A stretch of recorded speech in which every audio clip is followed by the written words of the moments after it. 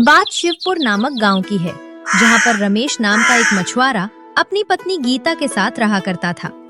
रमेश के घर में उसकी एक बूढ़ी माँ और 2 बच्चे थे। बेटे का नाम मुन्ना और बेटे का नाम गुड़िया था। रमेश मछलियाँ पकड़कर बेचा करता था।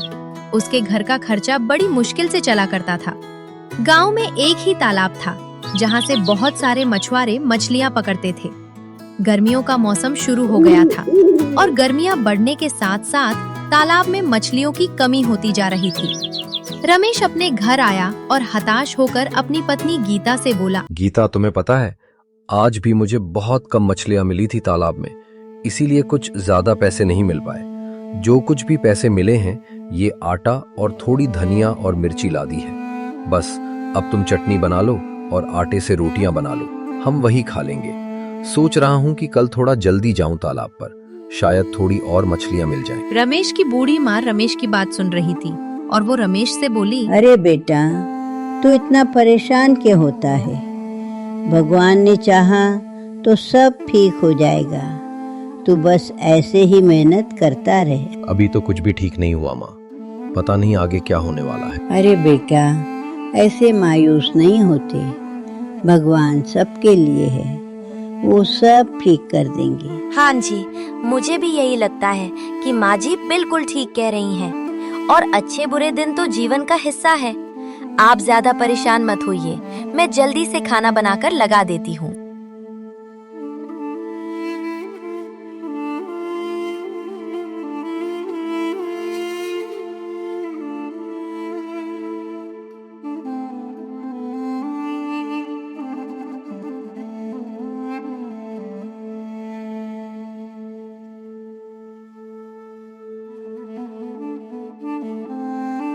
सभी लोगों ने बैठकर खाना खाया। फिर अगले दिन रमेश थोड़ा जल्दी उठकर मछलियां पकड़ने के लिए निकल गया, इस आस में कि वो जल्दी जाएगा तो उसे मछलियां मिल जाएगी। लेकिन वहां पहुंचकर उसने देखा कि और भी कई सारे मछुआरे मछली पकड़ने के लिए सुबह सुबह जल्दी वहां उपस्थित थे। तभी एक मछुआरा किशन रमेश के पास आया और उसके पास आकर बोला, रमेश भाई, कितनी भी जल्दी आ जाओ, मछलियाँ तालाब में कमी है तो ज़्यादा भला कहाँ से मिलेंगी। मुझे तो ऐसा लग रहा है कि ये तालाब छोड़कर हमें कोई और तालाब देखना होगा मछली पकड़ने के लिए। हाँ किशन, वो तो ठीक है, लेकिन तुझे तो पता है कि आसपास के सभी गांव में बस एक ही तालाब है। हाँ भाई, वो भी ठीक है, लेकिन अगर ऐसा ही रहा तो हमें मछलियाँ पकड़ना छोड़कर कोई और काम करना पड़ेगा। ऐसा कहकर किशन अब वहां से चला गया। रमेश ने भी अपना जाल पानी में डाल दिया, लेकिन उसके जाल में भी 3-4 मछलियां ही फंसी थीं। वो बहुत निराश था। मायूसी के साथ वो बाजार गया और उन्हें बेचकर जो भी उसे पैसे मिले उससे अपने घर के लिए दाल चावल खरीद कर ले आया और अपनी पत्नी को थमाते हुए बोला,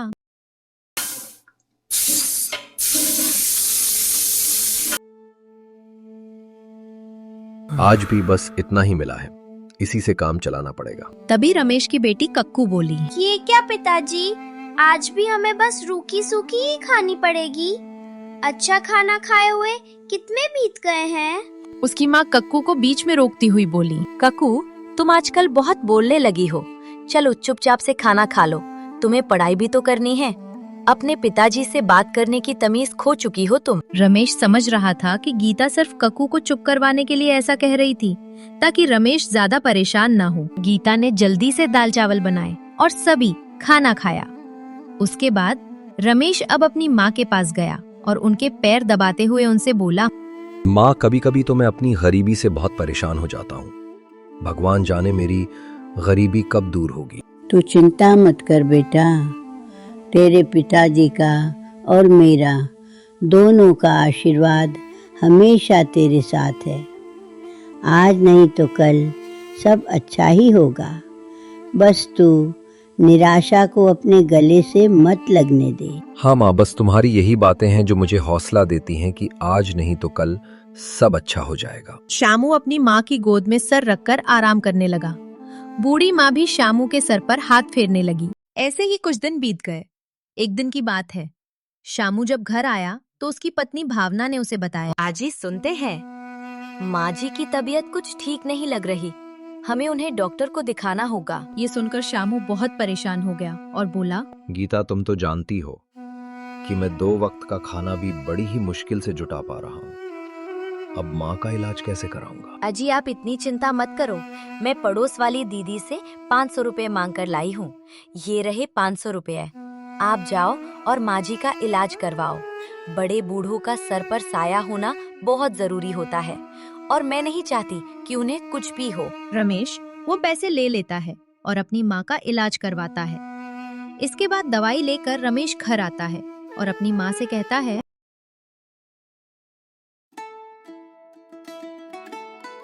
माँ, ये लो दवाइयाँ और समय पर खाना। बेटा, तुम लोगों को मेरे लिए इतना परेशान होने की जरूरत नहीं है। जीवन तो लगभग पूरा हो चुका है। मैंने सुना है कि गीता पड़ोस से उधार मांगकर यह पैसे लाई है। मेरे इलाज के लिए तुम लोग मेरे लिए इतना परेशान मत हो बेटा। परेशानी की क्या बात है माँ? तुम हमारे लिए बहुत महत्व रखती हो। तुम्हारे जीवन से बड़ा हमारे लिए और कुछ भी नहीं है। अब चलो, ज्यादा समझदारी मत दिखाओ, बल्कि ये दवाइयाँ खाओ और जल्दी से ठीक हो जाओ। रमेश की माँ रमेश के सर पर हाथ रखकर उसे आशीर्वाद देती है और दवाई खा लेती है। फिर रमेश की माँ सो जाती है। सुबह के लगभग 11 बज चुके थे।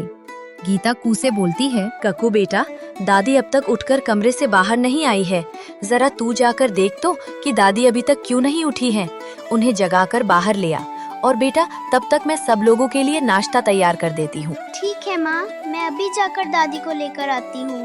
कक्कू दादी के कमरे में जाती है तो देखती है कि दादी आंखें बंद करके सो रही है। कक्कू उन्हें बहुत जगाने की कोशिश करती है, लेकिन उसकी दादी नहीं जागती। उठो दादी माँ, बहुत देर हो गई है। माँ तुम्हें बुला रही है। आप ही तो बोलते हो कि अच्छे लोग ज्यादा देर तक नहीं सोते। सुबह उठना अच्छा होता है। दादी माँ उठो ना। दादी माँ। जब कक्कू के बहुत उठाने पर भी उसकी दादी माँ नहीं उठती, तब वो अपनी माँ से आकर कहती है, माँ, दादी माँ तो उठ ही नहीं रही। मैंने उन्हें बहुत जगाया। गीता ने माँ जी के कमरे में जाकर देखा तो उनका देहांत हो चुका था। रामेश ने अपनी माँ का अंतिम संस्कार किया। अब श्यामू जब भी अपने घर में बैठा होता तो अपनी माँ के कमरे को देखकर बहुत दुखी होता। एक दिन रमेश गीता से बोला, गीता, मुझे इस कमरे को देखकर माँ की बहुत याद आती है। ऐसा करो कि इस कमरे को बंद कर दो। हाँ जी, आप सही कहते हैं। मैं भी इस कमरे को बंद कर देती हूँ। इस कमरे को देखती हूँ तो माँ जी की बहुत याद सताती है। फिर गीता उस कोठरी को बंद कर देती है। रमेश की माँ के देहांत को अब लगभग 1 महीने का समय बीत चुका था। रमेश के हालात अब भी सुधरने का नाम ही नहीं ले रहे थे और वो परिस्थितियों से जूझ रहा था। एक दिन रमेश गीता से बोला, गीता, मुझे लगता है कि मुझे अब मछली बेचने का काम छोड़ देना चाहिए, क्योंकि इससे तो अपना घर भी नहीं चल पा रहा है। मुझे कुछ और काम करना चाहिए। हाँ जी, मैं भी आपको यही कहना चाहती थी। अगले दिन रमेश अपने लिए काम ढूंढने के लिए निकलता है। वो कई जगह काम तलाशता है, लेकिन उसे कोई काम कहीं नहीं मिलता। वो अपने घर की तरफ निराश होकर लौट रहा था, तभी उसे किशन दिखाई देता है, जो एक किराने की दुकान पर बैठा हुआ था। किशन ने जैसे ही रमेश को देखा तो उसे आवाज लगाई, रामेश भाई, अरे ओ रामेश, कहाँ जा रहे हो तुम? क्या बताऊं किशन भाई, मैं अपने लिए काम ढूंढने गया था, लेकिन मुझे कोई काम भी नहीं मिल रहा। हाँ रमेश भाई, मछलियों में तो अब कोई फायदा नहीं रहा, इसीलिए मैंने भी मछलियों का काम छोड़कर सेठ जी की दुकान पर काम कर लिया है। अब मैं यही काम करता हूँ, ठीक ठाक पैसे कमा लेता हूँ। ये तो बहुत अच्छी बात है किशन भाई। अच्छा, अब मैं चलता हूँ। उसके बाद रमेश घर आ गया और अपनी पत्नी को सारी बातें बताई और बोला, गीता, मैंने बहुत कोशिश की, लेकिन मुझे कोई भी काम नहीं मिला। मुझे समझ नहीं आता कि आखिर मैं अब क्या करूं। हाँ जी, मैं आपकी बात समझ सकती हूँ, परंतु इतना मायूस होने की कोई जरूरत नहीं है। मेरे दिमाग में एक तरकीब है, अगर आप कहें तो मैं आपको बताऊं? हाँ हाँ गीता, बताओ। अजी, जब मैं अपने मायके में थी तो बहुत अच्छे समोसे बनाया करती थी। सारे मोहल्ले वालों को मेरे हाथ के समोसे बहुत पसंद थे। अगर आप कहें तो मैं घर से समोसे बनाकर दे दिया करूंगी और आप उन्हें तलकर बेच दिया करना। वैसे भी हमारे पूरे गांव पे अंदर कोई समोसे की दुकान नहीं है। आपके समोसे बहुत बिकेंगे, बस हमें एक कोशिश करने की देर है। अगर आप कहें तो हम ये कोशिश कर सकते हैं। बिकेंगे या नहीं ये तो मैं नहीं कह सकता गीता, लेकिन ठीक है, तुम मुझे समोसे बना कर दो और मैं उसे बेच कर देखता हूँ। लेकिन गीता, उसमें भी एक सवाल है। हमारे पास समोसे की दुकान खोलने के लिए तो पैसे ही नहीं है। हम समोसे की दुकान कैसे खोलेंगे? और तुम तो जानती हो, गांव में कोई उधारी भी नहीं देता। हाँ जी, ये आपने बिल्कुल पते की बात कही। फिर गीता थोड़ी देर सोचती है और चहकते हुए बोलती है, अजी, आपको याद है जब मैं दुल्हन बनकर नई नई घर में आई थी तो माँ जी ने मुझे अपना मंगलसूत्र उतार कर दिया था। वो मंगलसूत्र अभी भी मेरे पास जैसा का तैसा रखा है। ऐसा करते हैं, हम उसे बेच देते हैं और उसी से समोसे की दुकान शुरू कर देते हैं। नहीं नहीं गीता, वो माँ जी की आखिरी निशानी है, हम उसे नहीं बेच सकते। उस मंगलसूत्र में माँ का आशीर्वाद भी तो है। वो तो ठीक है, लेकिन इस वक्त सबसे ज्यादा जरूरी है आपके लिए एक दुकान खुलवाई जाए। आखिर हमारे बेटे और बेटी के बारे में भी तो सोचना है, और हो सकता है माँ का आशीर्वाद इसीलिए अभी तक मेरे पास रखा हो कि वो आपके काम आ जाए। और इस तरह गीता जिद करके अपना मंगलसूत्र बेचने के लिए दे देती है। शामू मंगलसूत्र बेचकर समोसे के लिए आलू की बोरी, तेल, मसाले, कढ़ाई, सारी चीजें खरीद कर ले आता है और गीता से कहता है,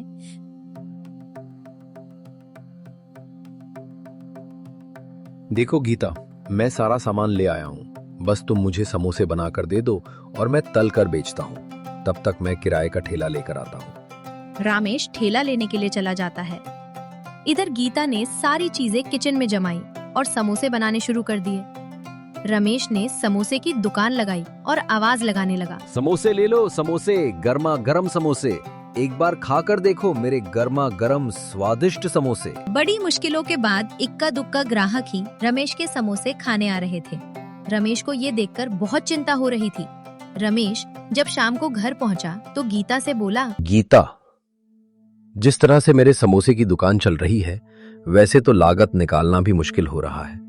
मेरे समोसे कोई खा ही नहीं रहा, बस इक्का दुक्का ग्राहक ही आते हैं। इस तरह घर का खर्चा कैसे चलेगा? कोई बात नहीं जी, हमें थोड़ा सब्र करना चाहिए। भगवान ने चाहा तो धीरे धीरे सब ठीक हो जाएगा। लगभग एक हफ्ता बीत चुका था और अभी भी रमेश की दुकान का वही हाल था कि इक्का दुक्का ग्राहक ही आया करते थे। एक दिन रमेश शाम को घर आया और बोला, गीता, आज मुझे माँ की बहुत याद आ रही है। मैं माँ की कोठरी में बैठता हूँ। रमेश ने कोठरी खोली और माँ के पलंग पर जाकर बैठ गया। उसके बाद रमेश को नींद आ गई।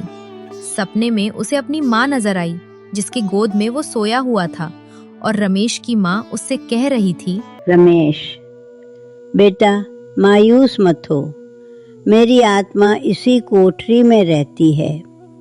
तुम्हारे पिताजी के आशीर्वाद से मेरी आत्मा को बहुत सारी शक्तियाँ प्राप्त है। तुम ऐसा करो कि समोसे की बोरियां यहाँ लाकर रखो और बाकी का सामान भी।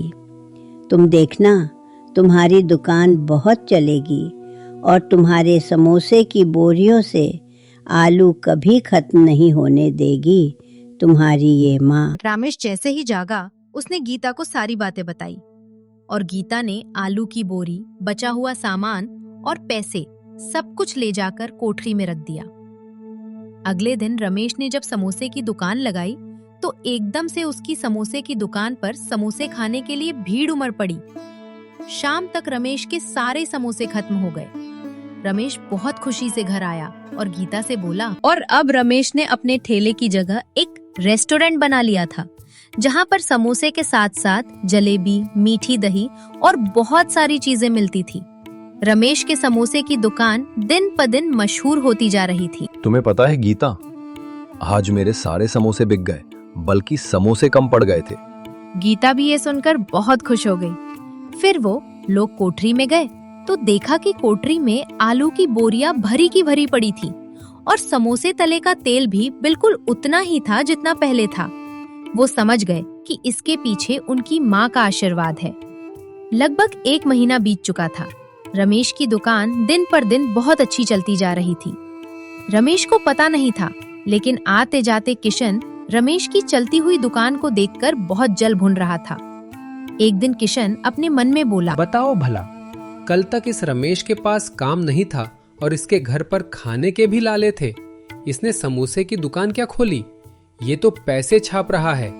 इसकी समोसे की दुकान पर रोज इतनी भीड़ रहती है, समझ नहीं आता लोगों को इसके समोसे इतने क्यों पसंद आ रहे हैं। चलो आज मैं भी एक खाकर देखता हूँ। किशन रमेश की दुकान पर जाता है और रमेश से कहता है, अरे रमेश भाई, मेरे लिए भी 2 समोसे लगा देना। हाँ हाँ किशन भाई, क्यों नहीं।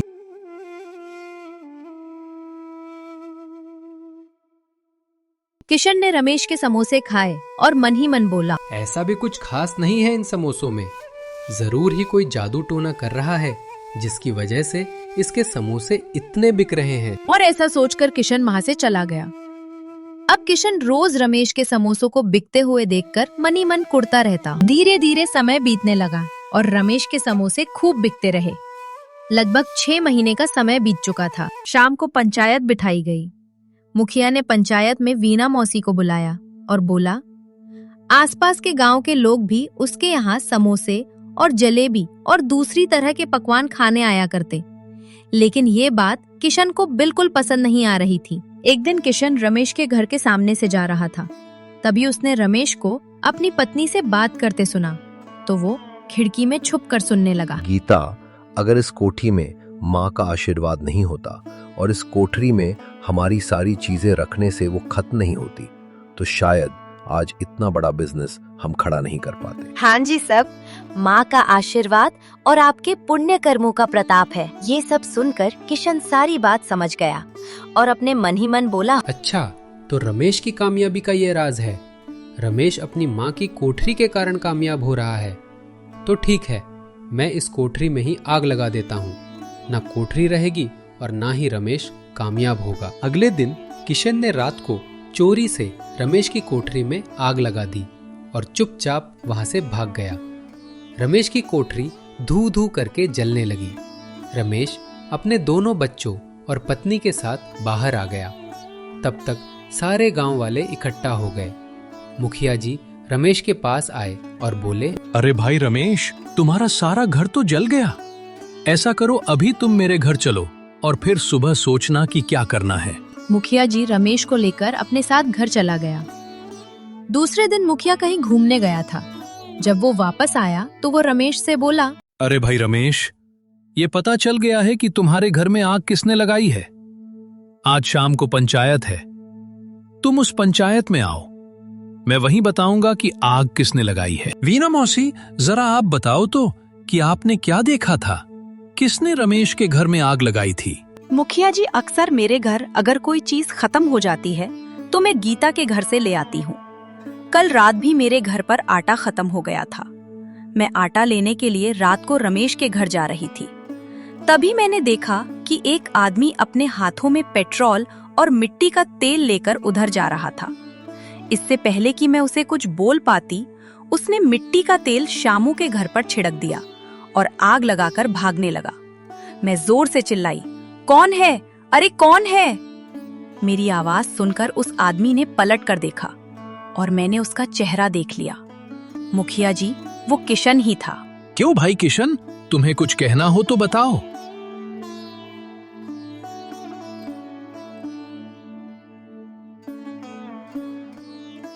किशन के पास कहने के लिए कुछ नहीं था।